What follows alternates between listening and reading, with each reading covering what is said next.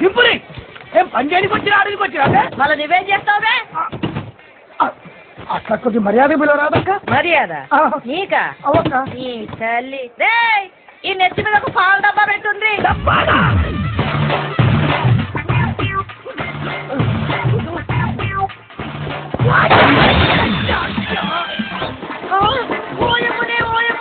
పాలన్నీ వలగబోతున్నావు ఏంటిరో?